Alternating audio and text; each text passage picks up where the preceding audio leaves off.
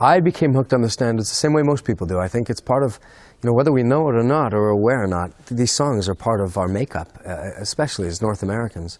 We watch movies or we see TV shows or commercials, and it really is kind of part of, I would say a soundtrack of our life, whether we know it or not. And basically, I was never nostalgic about the time. I had great respect, obviously, for the writers and for the artists that, brought this to the world and made it possible for someone like me to do this. But at the same time, I just fell in love with songs, great songs, interpreted well by the greatest, vocalists of our time. And,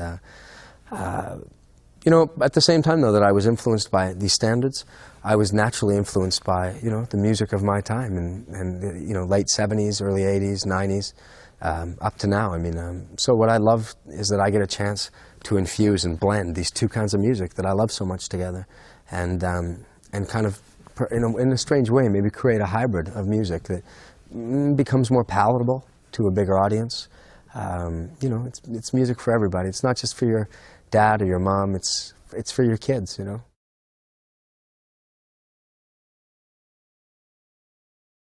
One of the songs that I refuse to sing is "My Way."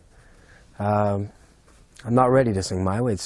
It's a song that I don't feel comfortable doing, and I think that it's a bit much to expect for a 31-year-old guy to sing that song, especially it being Sinatra's his theme, or his the song that is so related to him. I think I'd like to leave that one be.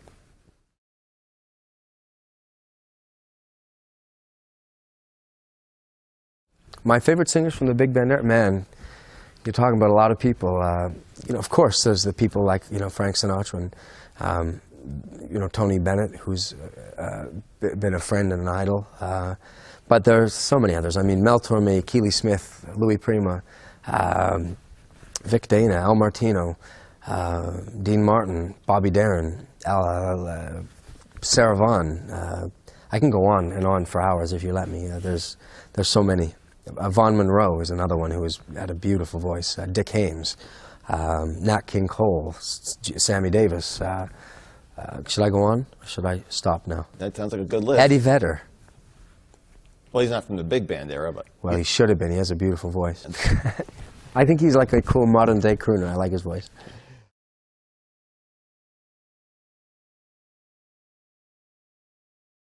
The fact that so many people covered the song "You're Always on My Mind" never really bothered me, because, I've sung songs that have been covered more often than that has, and basically I put myself under a little bit of pressure, I hope that when I do a song and I interpret the song, that I make it mine at the very least.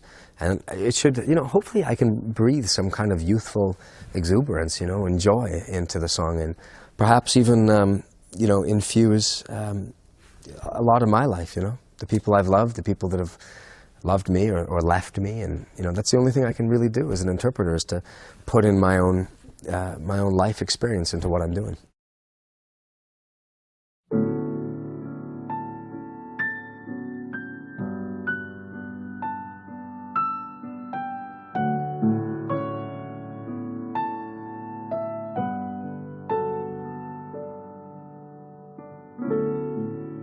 Maybe I didn't treat you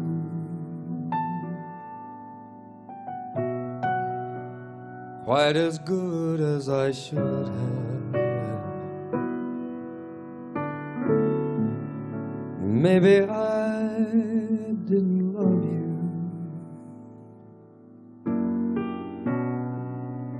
quite as good as I could have.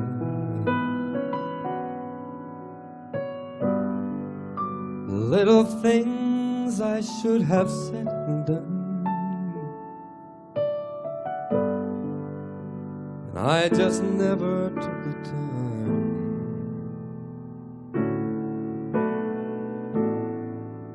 But you were always on my mind. You were always on my mind.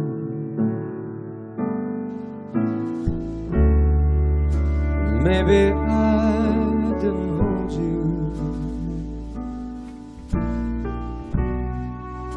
All those lonely, lonely times.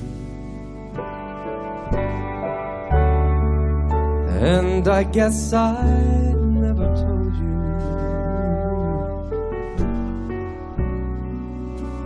I'm so happy that you're mine.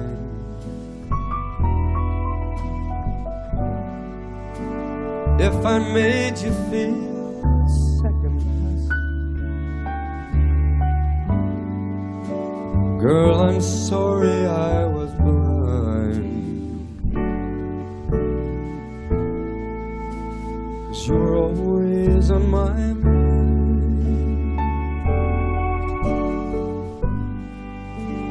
You're always on my mind.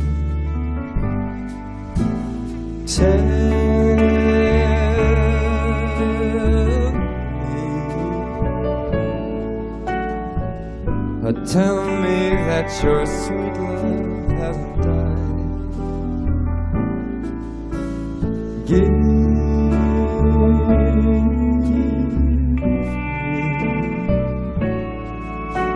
Give me one more chance to keep you satisfied. Satisfied.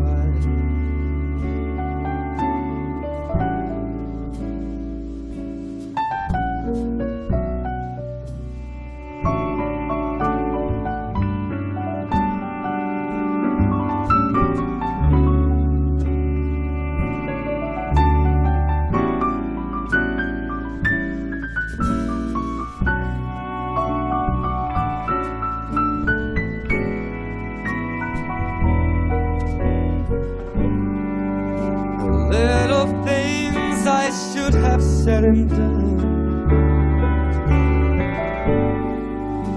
and I just never took the time.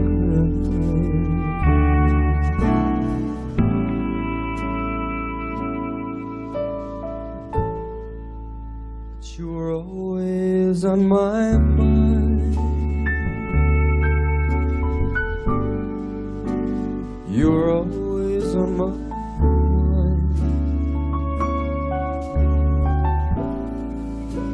You were always on my mind.